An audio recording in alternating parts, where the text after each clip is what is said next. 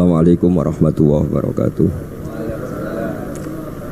Bismillahirrahmanirrahim. Nahmaduka ya ghafuru ya syakuru ma shalli wa sallim wa barik ala sayyidina Maulana Muhammadin wa ala alihi washabihi asma'in nama ba'du. Tengarso Habib Ahmad bin Idris Al-Habsyi juga keluarga Tengarso para sesepuh khusus ketua pusat BPIP Bapak Dwi Hartono dan yang mewakilinya Bapak Rizal Fakhruddin, teman-teman semua dari Direktur Indonesia Power, Bapak Hasin Sidki, semuanya yang saya hormati, jajaran direksi.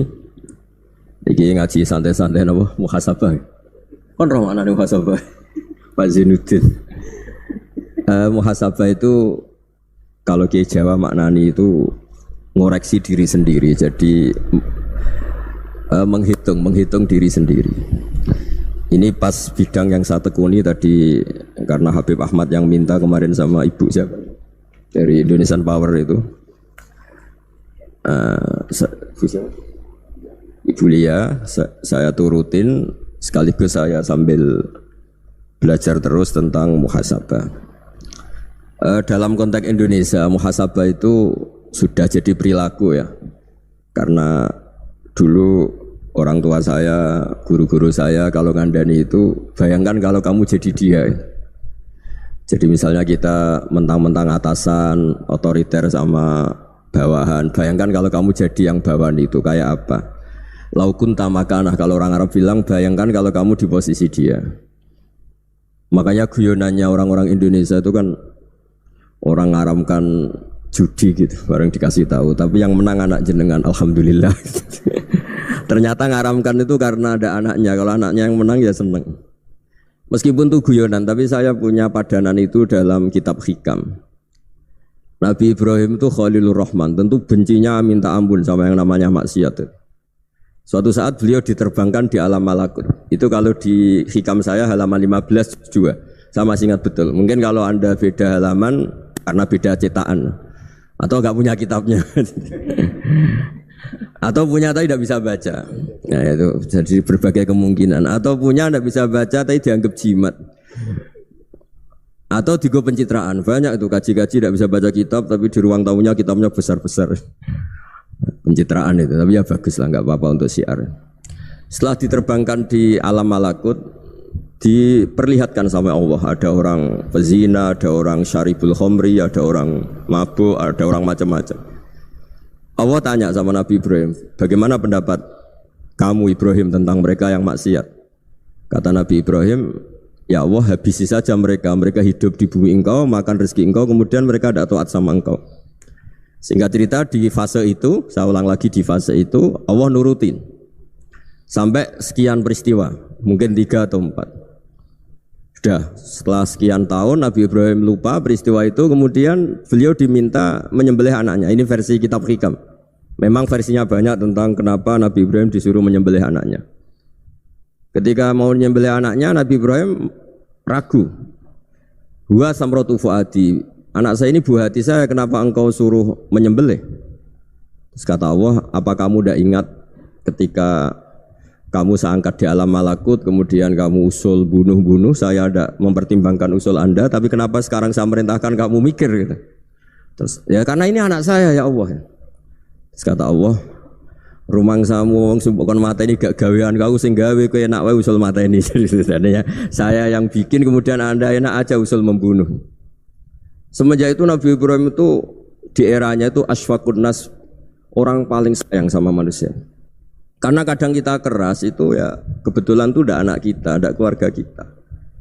Cara orang Jawa itu kan gitu ya. Kalau ada perempuan terus macak yang macam-macam pakai sepeda motor cowok terus wah itu luput suwuk, semoga-moga gini. Tapi setelah dikasih tahu, niku ponakane jenengan, semoga-moga selamat. Jadi jangan-jangan kemarin Ahlil ma'asi itu kebetulan itu tidak keluarga kita. Kalau keluarga kita yang pernah salah pada kita, semangat kita mintakan maaf. Jangan-jangan kita didikte hukum sosial gitu. Jadi orang yang salah kebetulan itu orang yang menservis kita, atau keluarga kita, atau orang dekat kita. Jangan-jangan semangat kita mintakan ampun. Tapi kalau sama orang lain kebetulan musuh kita semangatnya minta itu kena azab. Nah ini yang nggak boleh dalam Islam. Islam mengajarkan niru Rasulullah SAW, Nabi itu rahmatal lil alamin. Bahkan kemarin saya ngaji virtual sama beberapa habaib, ada Habib Ali Al-Jufri dari Mesir, ada Habib Alwi dari Kuitang, ada Habib Nabil Al-Musawa. Dari sekian habaib itu saya masih ingat diantaranya yang didawuhkan rahmatan lil alamin itu ketika Nabi adahu kaumuh, disakiti oleh kaumnya, dan itu mereka masih kafir semua.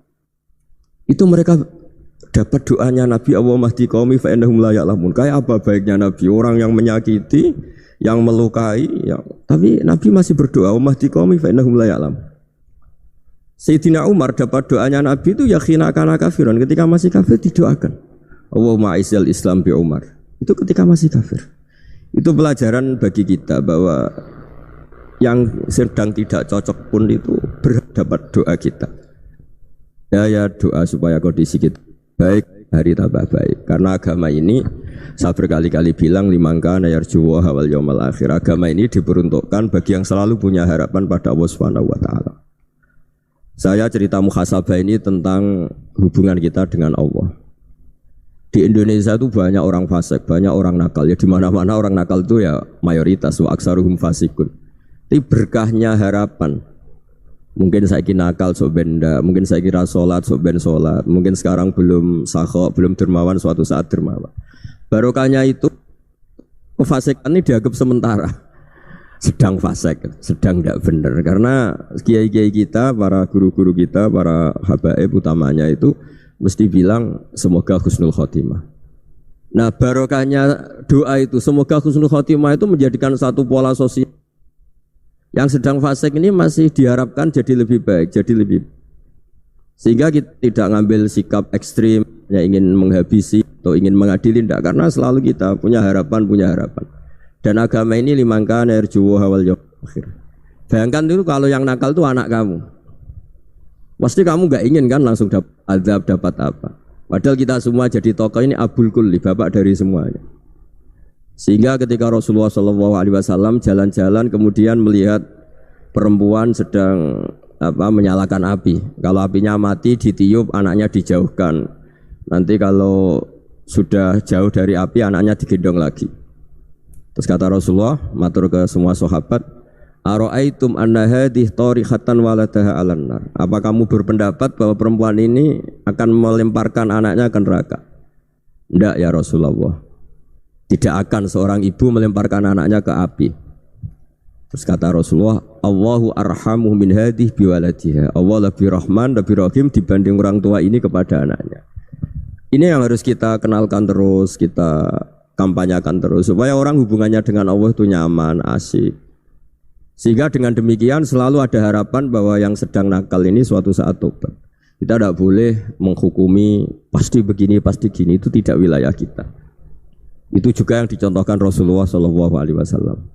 Secara lahir Nabi itu enggak berkenan sama Wahsy, karena Wahsy itu salahnya salah fatal karena membunuh ahabban nasi ila Rasulillah, yaitu membunuh Sayyid Hamzah. Jadi ketika Wahsy tobat, Nabi itu terima tobatnya. Dan ketika beliau dengan basariyahnya enggak siap ketemu Wahsy karena harus ingat Sayyid Hamzah, basariyahnya diturutin. Oke, kamu iman saya turutin, tapi jangan sering ketemu saya. Karena kalau ketemu kamu saya masih ingat sama paman saya Sayyid Hamzah. Kita bisa ngelola seperti itu. Kita tidak cocok sama orang, bagaimanapun mereka umat Rasulullah SAW, kita tetap mencintai mereka. Misalnya kalau beda agama, mereka sama-sama orang Indonesia, kita mencintai mereka atas nama warga Indonesia. Tapi kalau misalnya potongannya ora cocok, beda kultur, bawaannya itu mangkelno cara Jawa, ya bisa diilmoni, jangan ketemu. Wong sudah tidak cocok, ingin ketemu nyari solusi. Roh ini tok seneng itu kan ya repot itu. Ya sudah kalau nggak mati cocok ya jangan sering ketemu. Dan itu kita bisa memanage seperti itu tuh bisa. Saya berkali-kali cerita tentang Imam Syafi'i. Kalau dikasih tahu ya Imam Abu Abdillah, panggilannya Imam Syafi'i, tetangga anda ini ternyata banyak yang nggak senang anda. Jawabnya beliau senang. Ya bagus kalau nggak senang saya, ndak utang saya katanya. Jadi gara-gara sampean seneng aku ngatur aku ini kan. Dan mungkin sampean rasa seneng kan ya enak. Jadi hidup itu dianggap happy. Kalau seneng ya teman silaturahim, kalau nggak seneng ya nggak bakal utang gitu. Baru kaya seneng itu nggak ganggu. Gitu. Jadi dulu itu orang bisa ngelola seneng nggak seneng itu bisa. Karena ada kearifan hubungan dengan Allah Subhanahu wa taala. Hidupnya selesai karena masyghul bi dzikrillah. Mereka sibuk dengan Allah. Makanya kata ulama-ulama tasawuf, kamu jangan melihat manusia perilakunya, tapi kamu juga harus ingat yang gerakkan semua itu Allah Subhanahu wa ta'ala. Dengan demikian kita farah, kita senang. Makanya Nabi kalau ngutus Anas bin Malik kemudian enggak kesampaian yang diinginkan karena Anas main, ketika garwa-garwane Nabi agak tersinggung, Nabi andaikan Allah menghendaki yang saya inginkan kesampaian, pasti itu kesampaian. Jadi dianggap kegagalan Anas enggak manggil yang dituju Nabi itu ya kersane Allah, ya enteng saja. Sayyidina Ali lebih parah lagi yang dialamin. Itu dalam beliau kalau dipanggil itu enggak cepat-cepat ke sana. Ketika ditanya, "Kenapa kamu tak panggil enggak cepat ke saya?" "Amin tu ukubatak." Karena aku tahu engkau orang baik. Orang baik itu pemaaf. Jadi makanya orang-orang soleh dulu itu bodoni itu. Makanya sekarang kalau ada orang bodoni itu mesti dibidik orang soleh. Kalau orang-orang soleh itu kakean husnudzon akhirnya sering dibodonin. Abdullah bin Umar itu masyhur itu. Kalau ada budaknya sering sholat, sergap sholat itu dimerdekakan. Akhirnya enggak sholat pun pura-pura sholat. Akhirnya juga dimerdekakan. Ketika ditanya, "Kenapa engkau merdekakan?" Padahal mereka sholatnya menipu engkau, kata pembisik-pembisik itu. "Man khoda'ana lillah in khoda'na lah." Dia nipu atas nama Allah, berarti saat tertipu juga atas nama Allah, enggak masalah dong, semuanya demi Allah Subhanahu wa ta'ala. Jadi ketika kita ketemu mensifati Allah Ta'ala itu ghafir, Allah pemaaf. Jangan kamu enggak fair untuk diri kamu nyifati Allah ghafir, pada orang lain Allah kamu sifati syadidul iqab. Jadi Allah kamu atur, kayak MC tadi ngatur saya. Jadi Allah itu apa? Kalau pada saya ghafir, kalau pada musuh saya syadidul iqab. Itu tidak fair. Kalau Anda punya harapan kepada Allah karena Allah Rahman Rahim, Allah ghafir, sebenarnya Allah pada musuh kita ya bisa saja Allah ghafir, bisa saja Allah Rahman Rahim. Sehingga kita melihat orang lain yang kita tidak cocok itu ya enteng saja. Itu min ummati Rasulillah sing tanaluhu syafa'atuh, tanaluhu sa'atu rahmati, tanaluhu fair. Jangan dengan kita kayak mesti dapat rahmat, jangan orang lain kayak Allah pasti syadidul iqab, itu tidak boleh. Sehingga ketika ada orang Badui, singkat cerita orang Badui ini kencing di masjid, semua sahabat membentak dia. Yang enggak bentak hanya Nabi tok. Saking mangkalnya orang ini karena semua sahabat bentak kecuali Nabi. Setelah dibenarin Nabi, terus Nabi nyuruh sobu ali dhanuban min ma'in. Setelah disucikan masjid itu, dia berdoa keras sekali. Allahumma arhamni wa Muhammadan wa la tarham ma'ana ahadan. Ya Allah, yang berhak dapat rahmatmu hanya saya dan Nabi Muhammad, yang lainnya jangan. Karena yang lainnya tuh jengkelin, gitu aja saya salah dimarah-marahin gitu. Jadi kalau kamu doa terbatas ya kayak orang Bedui ini, kayak orang Arabi. Apa kata Nabi? Laqad tahajjarta wasi'an. Allah yang rahmatnya luas menjadi kamu sempitkan. Karena kamu mau atur Allah hanya Rahman pada Indonesian Power, pada NU, pada kita, yang orang lain enggak perlu dapat. Itu kan kasihan Islam, karena Islam terus enggak dimiliki semua orang. Allah tidak dimiliki semua orang, Rasulullah tidak dimiliki semua orang, karena di NU, di ormas tertentu, di enggak boleh seperti itu. Enggak boleh takhasyar tawasian, kata Nabi, tidak boleh mempersempit zat yang rahmatnya itu luas. Ini semoga etika ini kita pakai di Indonesia. Yang sedang fase kita harapkan lebih baik. Yang sedang enggak dapat hidayah kita doakan dapat apa? Hidayah. Masyhur kan, makanya tadi saya mohon sama Habib Ali supaya Habib Ahmad supaya tetap mahalul qiyam, tabaruk sama Habib Ali. Di antara doa-doa di Simtuduror masyhur itu antuqabilal mudhniba minnah bil ghufran wal musi'a bil ihsan. Jadi harapannya para habaib, para orang-orang baik dulu ya, semoga yang dosa itu dimaafkan, yang sedang salah dibuka, bikin lebih baik. Nabi itu tugasnya juga gitu. Wastaghfir li dzambika walil mu'minina wal mu'minat. Nabi itu tugasnya juga memintakan ampun yang sedang salah. Nah, ini cobalah jadi etika kita, muhasabah kita. Jadi muhasabah itu cara berpikir kita set, kita pikir ulang. Ternyata semangatnya seorang nabi itu wastaghfir li dzambika walil mu'minun. Semangatnya itu memintakan ampun. Orang ahli tafsir tahu semua kalau Nabi itu tidak mungkin dosa. Jadi itu khitabun Nabi wa urida bihi ummatu, itu khitab Nabi, tapi yang dimaksud itu umatnya, karena Nabi tidak akan mengalami dzambun, tidak akan mengalami dosa. Sekarang enggak, kadang-kadang kita ini kalau orang lain salah itu semangat. Kalau di perusahaan ada teman salah, apalagi pimpinan salah itu seneng, barokahnya salah bisa ganti kan gitu. Ya, jadi kalau mungkin di dunia tokoh juga gitu, barokahnya ada tokoh salah, kita yang jadi populer sendiri, tidak boleh seperti itu. Kita harus salimus sodri di jami'il muslimin. Jadi ini harus dilatih. Saya tadi matur sama Habib Ahmad, latihan kita jadi hidup. Nabi itu kalau resep jadi wali itu kata Nabi gampang. Kata Nabi, kalau kamu ingin disenangin Allah, ya sudah. Kalau kamu asbahta wa amseta gini-gini, perasaan kamu kata Nabi jangan punya perasaan ghil sama orang muslimin. Itu sudah wadzalika min sunnati. Makanya Nabi ngendikan la yablughni ahadun an ahadin syai'an. Ada yang baca la yuballighni ahadun an ahadin syai'an. Seseorang jangan melaporkan ke saya tentang salahnya yang lain. Fa inni akhruju ilaikum wa ana salimus sadri, karena saya ingin ketemu sampean semua dalam keadaan salimus sadri, tidak punya perasaan apa-apa. Karena kalau nurutin membisik, nurutin informasi itu ya repot, karena orang pasti sepihak.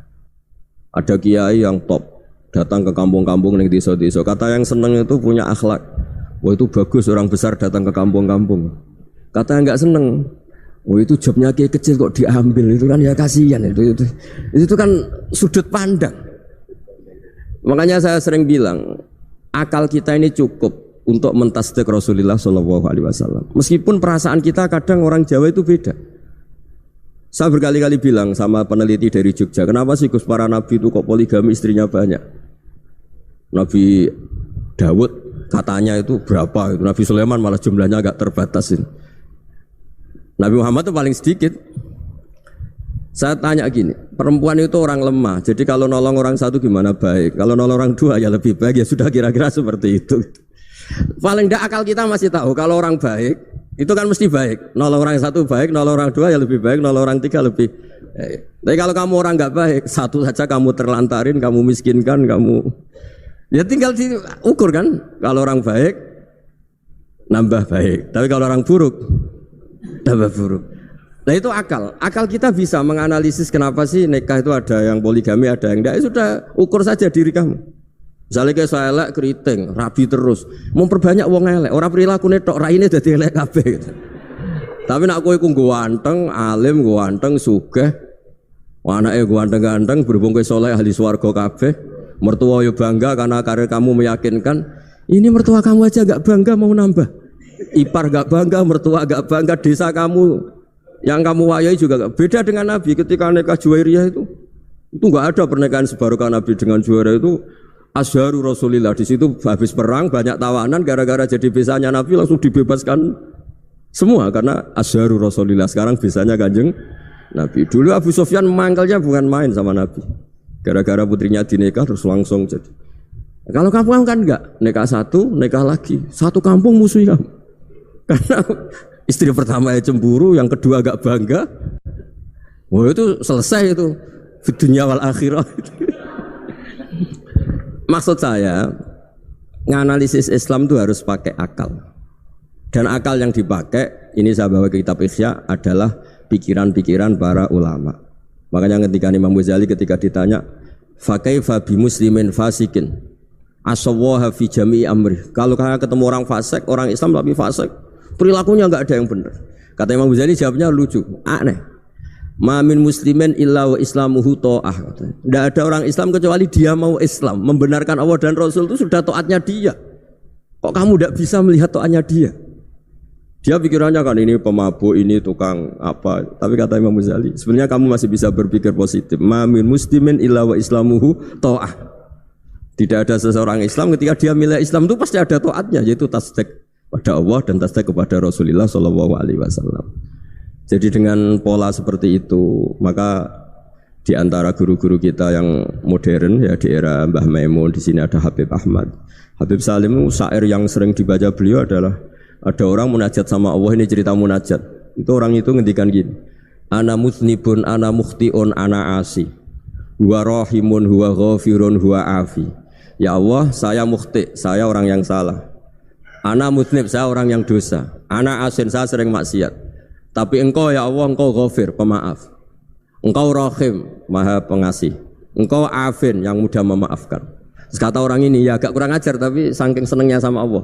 Qobal tuhunna salasatan bisalasati. Ya gini saja ya Allah, sifat engkau diadu dengan sifat saya. Engkau Tuhan, Gusti, enggak boleh kalah katanya. Terus wasatahliban ausofu ausofi, dan engkau pasti pemenangnya gitu. Jadi ada orang rayu Allah dengan cara seperti itu ya ada ya. Saya ini manusia, salah saya banyak. Engkau ampunannya banyak. Engkau Tuhan, Gusti, enggak boleh ampunan Anda, ampunan engkau kalah dengan salah saya. Enggak boleh Tuhan kok kalah. Jadi untuk supaya orang punya harapan gitu. Banyak juga wali-wali yang jadab ketika datang ke makam Rasulullah SAW. Itu kalau dongo ya agak kacau sebetulnya, cara syariat agak kacau. Ya Allah, engkau punya dua pilihan. Jika engkau menjadikan saya soleh, surah habibu, yang senang kekasihmu, yaitu Rasulullah SAW. Tapi jika engkau menjadikan saya fasik, surah adubu, yang senang itu setan. Monggo jenengan mau menyenangkan kekasih jenengan, mau menyenangkan musuh jenengan, monggo. Jenengan bebas kok memilih. Nah, mestinya Allah ya senang menyenangkan kekasihnya. Jadi ya, intinya Allah dipaksa untuk menjadikan dia orang soleh gitu. Jadi kayak kemarin itu Pak Gus siapa yang kesini itu, yang sama jenengan kuliah kesini itu sama Habib Ahmad. Saya pertama enggak mau, lama-lama Habib Ahmad. Ini gimana Gus? Orang tahunya saya dekat jenengan, kalau enggak kasil saya waduh. Ini kayak doanya wali yang tadi. Enggak punya pilihan, enggak ada pilihan ini. Jadi saya mohon muhasabah itu dimulai cara berpikir.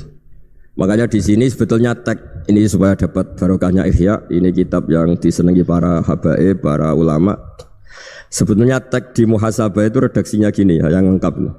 Hasibu anfusakum qabla an tuhasabu wa zinuha qabla an tuzanu wa tahayya'u lil ardil akbar. Jadi ada kata wazinu, jadi ukur. Perilaku Anda ini diukur, ditakar. Misalnya kita sebagai suami kan ya punya hal-hal yang kita tidak ideal. Corong Jawa mesti pesek, cara rezeki ya pas-pasan.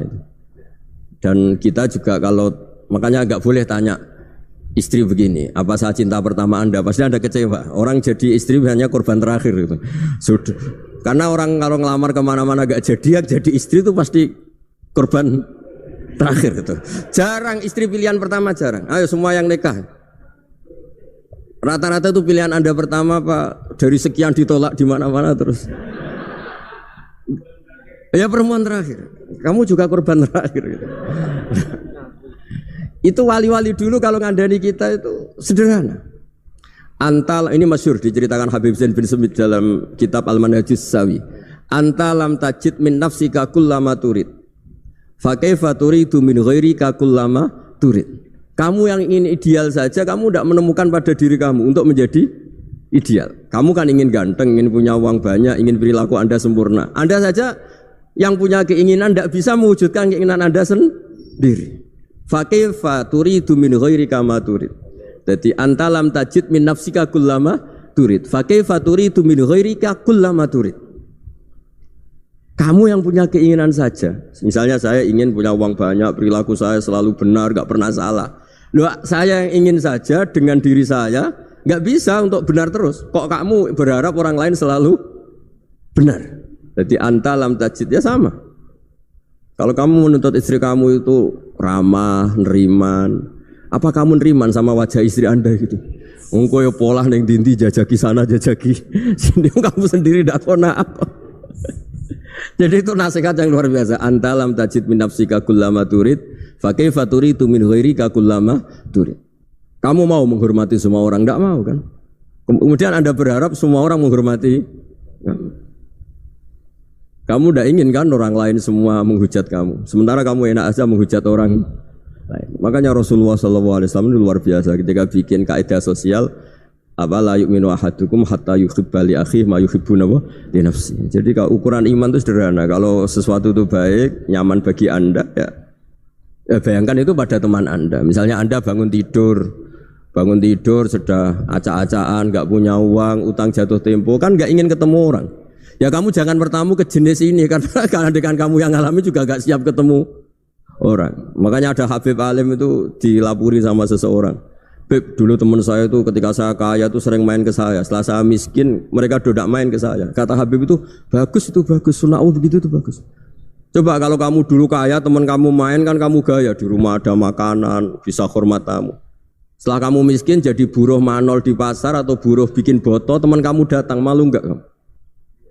Mendingan enggak datang gitu. Akhirnya baru, oh ya alhamdulillah kalau gitu.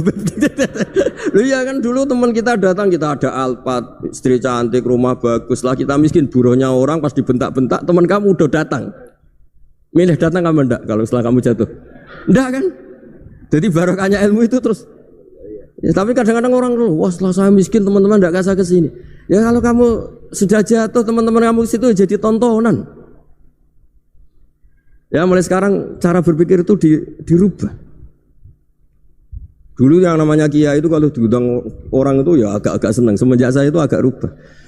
Mengundang kiai, ngatur kiai itu tak haram-haramkan ya ada lumayan lah sekarang itu sudah mulai agak beretika.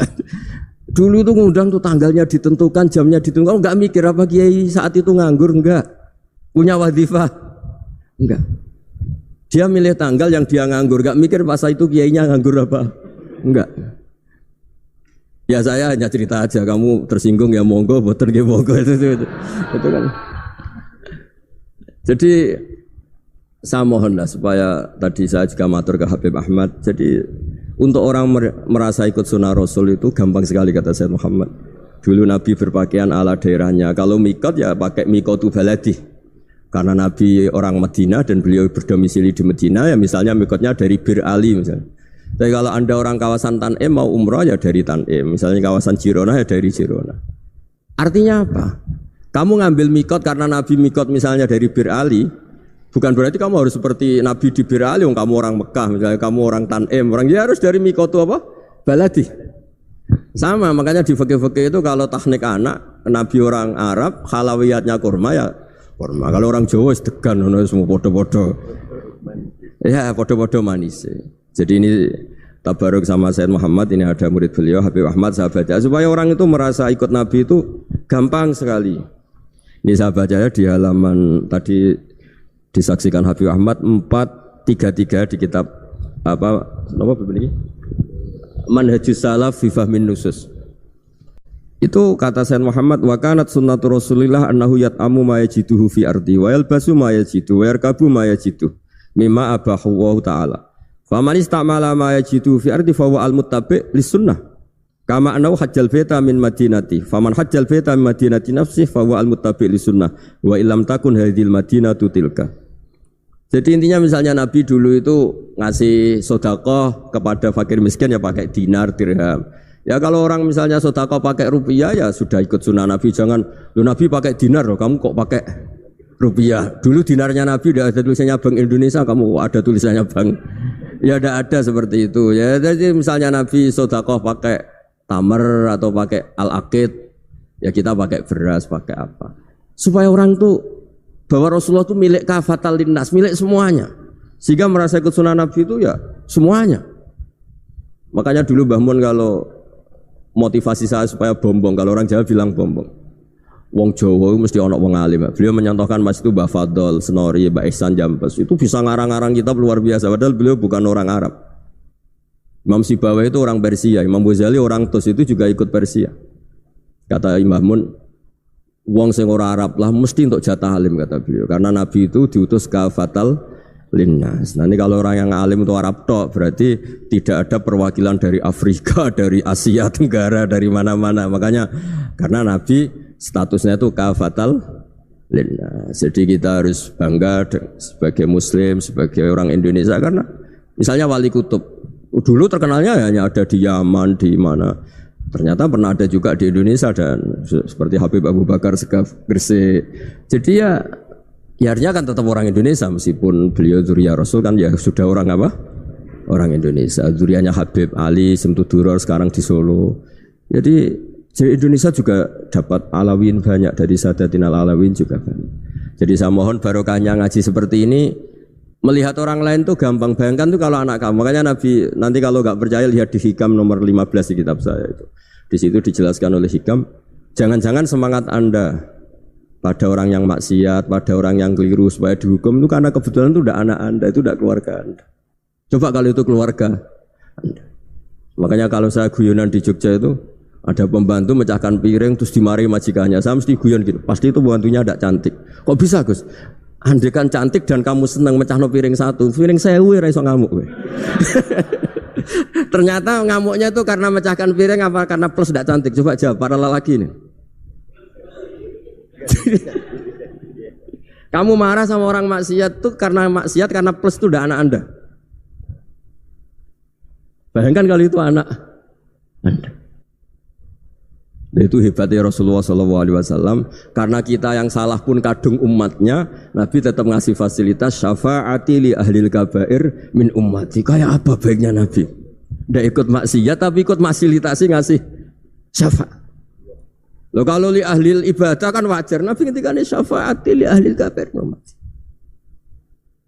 Ya karena tadi logika yang dibangun Rasulullah itu logika yang luar biasa. Kita semangat orang lain kena hukuman itu karena kita tidak punya ra'fah, tidak punya rahmah.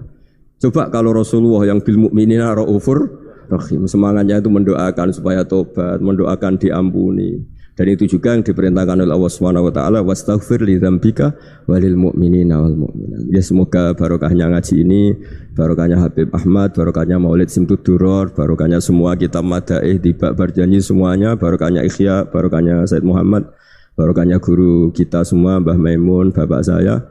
Kita ini ngikuti manhaj, ya, ngikuti apa? Manhaj. Saya sering didawi Mbah Mun, kenapa ihdinas siratal mustaqim bukan siratoka? Bukan jalan engkau ya Allah, karena Allah itu enggak bisa kamu tiru. Allah itu tidak tidur, tidak makan, tidak kesel, tidak capek. Yang bisa ditiru itu siratal ladzina an'amta alaihim. Yang bisa ditiru manusia ya niru manusia. Karena Allah itu tidak bisa ditiru, makanya ihdinas siratal mustaqim siratal ladzina. Dan niru siapa? Niru guru-guru kita. Termasuk niru cara pandang. Jadi misalnya ada orang awam di rumah itu hanya delok reng, delok tikus liwat, itu kan kayak nganggur. Kok ora tahajud malah main delok reng. Melihatnya jangan gitu. Huwa tarokal ma'asiyah. Dia di rumahnya tidak dugem, tidak kemana-mana. Dia berarti malam itu tarkul ma'asi. Tidak nyopet, tidak garong, tidak ke tempat maksiat. Susahnya apa sih husnudzon? Jadi jangan lihat huwa tarkut tahajud, huwa tarokat tahajud, wa taroka qiyamal lail. Oke ya, namanya orang begitu ya tidak tahajud, tidak qiyamul lail. Tapi susahnya apa sih kamu bilang huwa tarokal ma'asiyah, dia juga meninggalkan maksiat, dan tarkul maksiat itu tuh ibadah. Supaya orang tuh gampang lah husnudzon sama orang muslim. Ini orang mukmin, orang yang luar biasa. Di mata Allah itu orang yang luar biasa.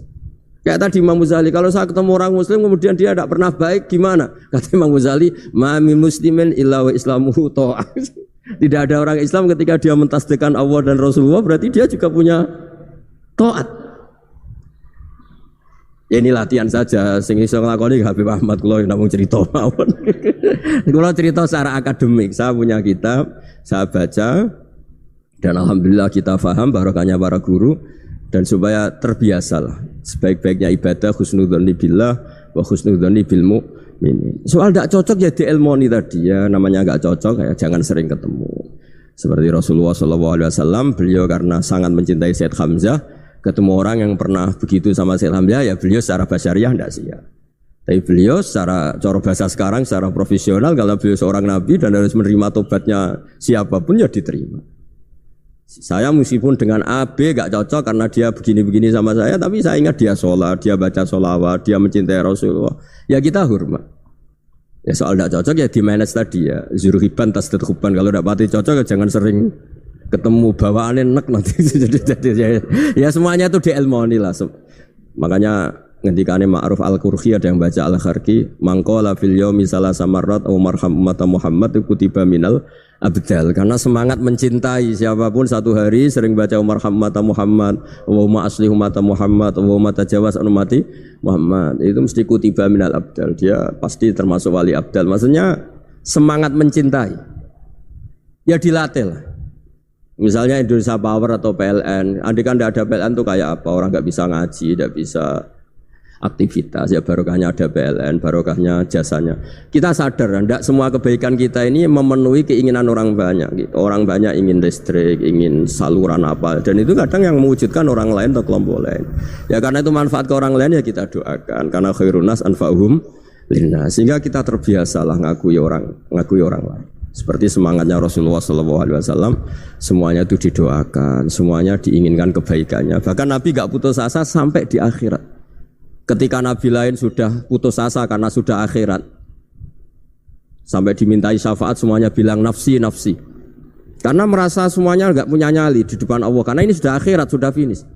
Tapi apa Rasulullah? Analah. Ya sudah, saya sanggup mensyafaati kalian. Terus kata Nabi, fa'atiyal arsya. Saya mendatangi aras fa akhiru lahu sajidan, saya sujud wa ahmaduhu bima hamida allamani rabbi. Kemudian saya tetap muji Allah dengan pujian yang terus menerus.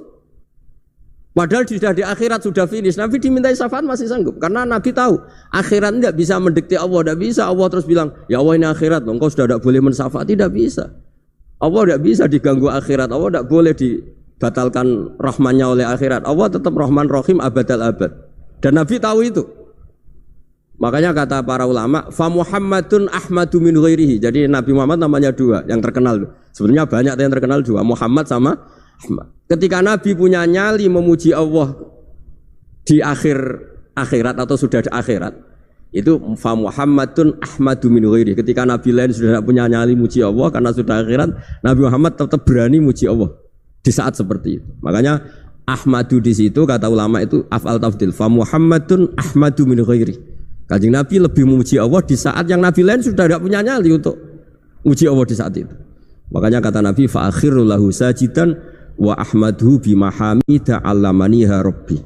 Akhirnya setelah lama gitu terus Allah ngendikan ya Muhammad irfa' ra'sak wasal tuqtah wasfa' tusyaffa. Sudah Muhammad, angkat kepala kamu minta apa saat turutin, dan kalau kamu ingin mensyafaati umatmu saya beri hak apa? Syafaat.